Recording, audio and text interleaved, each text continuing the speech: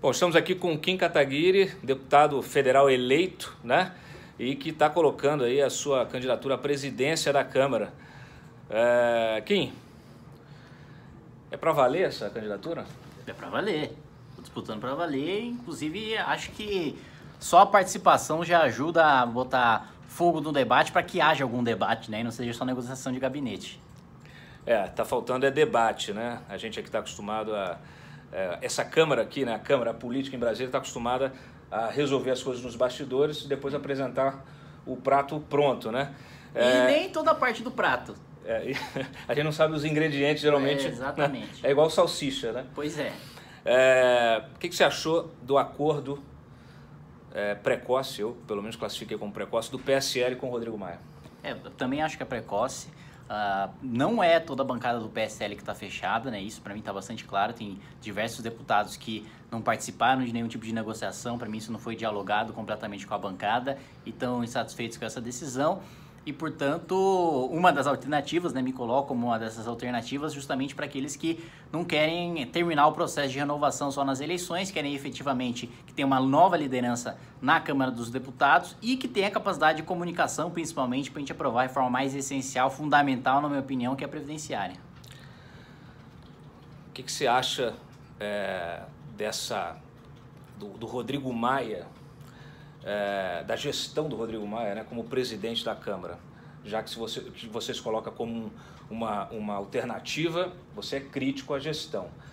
O que você acha que o Rodrigo errou, essencialmente, comandando a Câmara nessas duas gestões dele, aí, uma tampão e a outra oficial? Acho que faltou interlocução com a sociedade, né? Antes de qualquer coisa, trazer uma imagem mais transparente para a Câmara. A Câmara terminou o ano com uma imagem péssima, né? Acho que a instituição uma pior avaliação de todas as instituições da República, né? A imagem da Câmara dos Deputados como uma caixa preta, como uma instituição obscura e que não deve ser. Tem deputados competentes, tem deputados que trabalham bem e isso precisa ser transmitido diretamente pela própria presidência da Câmara, que tem não só funções administrativas, mas também de demonstrar aquilo que está sendo feito pela Câmara dos Deputados e tiveram bons projetos aprovados pela Câmara. Você teve a PEC do teto, você teve a reforma trabalhista, o fim do imposto sindical, você teve a liberação ali de leilões para o pré-sal, diversas medidas que poderiam ter sido expostas de uma maneira muito melhor para a população ver que a Câmara de fato estava trabalhando, não foi comunicado e eu acho que isso é grave, principalmente num momento em que a gente precisa transformar a votação na reforma da Previdência de um ônus político para um bônus político, porque hoje o cara não quer colocar a cara lá no microfone, votar, falar assim para a Previdência porque é fim dos direitos, é se aposentar com 85 anos de idade e aquela história que os sindicatos espalharam.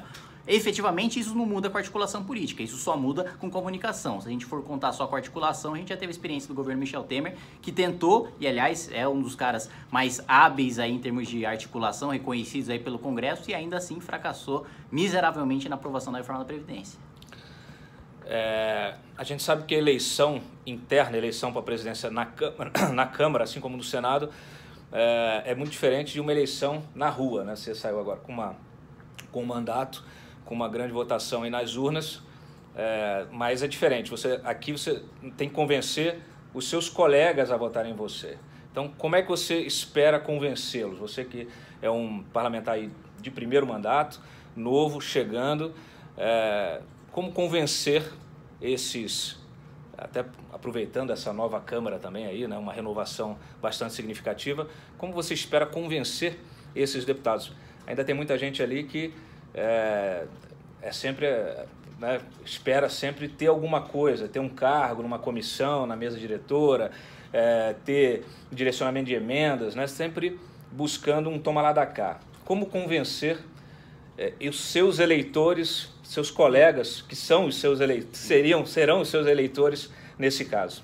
Acho que tem muita gente, como você colocou, que entrou nova na Câmara, que está a fim de uma candidatura com um propósito, efetivamente, de levar uma agenda em frente. E tem outros também parlamentares que se reelegeram e sempre foram ideológicos e estiveram isolados aí nos últimos anos, não puderam fazer muita coisa, mesmo tendo capacidade e experiência nas suas respectivas áreas, não tiveram espaço em comissões. Eu não vejo problema de você tratar de presidências de comissões com os parlamentares, desde que esses parlamentares tenham a capacidade necessária de conduzir as comissões. Alguém precisa conduzir, mas precisa ser alguém capacitado, né? Hoje o que se fala em Brasília, o que eu escuto é: ah não, eu almoço com tal deputado, eu janto com tal deputado, tomo vinho com tal deputado, pode ter certeza que vou ter a presidência de tal comissão, vou ter relatoria de tal projeto. Isso aí não deve ser uma questão de afinidade pessoal, né? Não deve ser um negócio informal, deve ser de capacidade técnica. E nesse sentido, dá para fazer negociação em relação àqueles que têm capacidade de conduzir essas comissões e devem ser conduzidos a ela, além daqueles também que sabem muito bem que a reforma previdenciária é essencial para que o país vá para frente e não querem ter de votar enquanto ela está impopular. Se o Maia for para o segundo turno, você apoia o Maia? Tem outro candidato que foi para o segundo turno? Se ele for para um segundo turno como candidato da esquerda, por exemplo? Vou com o Maia, certeza. Sem problema nenhum. Sempre digo que é a arte do possível, né? O que a gente quer, o que a gente pode. E efetivamente a gente só podendo Maia em relação ao candidato de esquerda, vamos de Maia, com certeza. O Toffoli hoje negou aquele teu pedido para que a votação fosse aberta. Como é que você avalia essa decisão? Acho que a decisão do Toffoli vem de encontro, né, a própria jurisprudência do Supremo, que decidiu justamente o contrário, né? Em outras decisões decidiu pela publicidade, em outras decisões decidiu pela transparência, interpretou a Constituição no sentido de que as votações têm de ser transparentes e que a população tem de ter acesso a isso. Existe muito argumento que os parlamentares, mas eles vão ser retaliados, mas aí eles não vão conseguir exercer o mandato.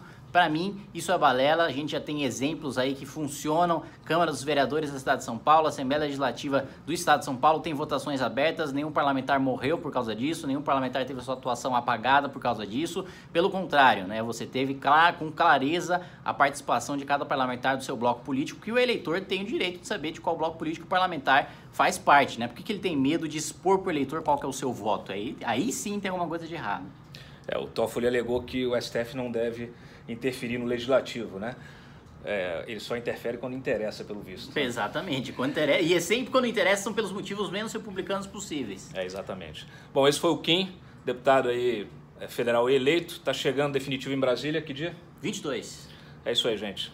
Abraço.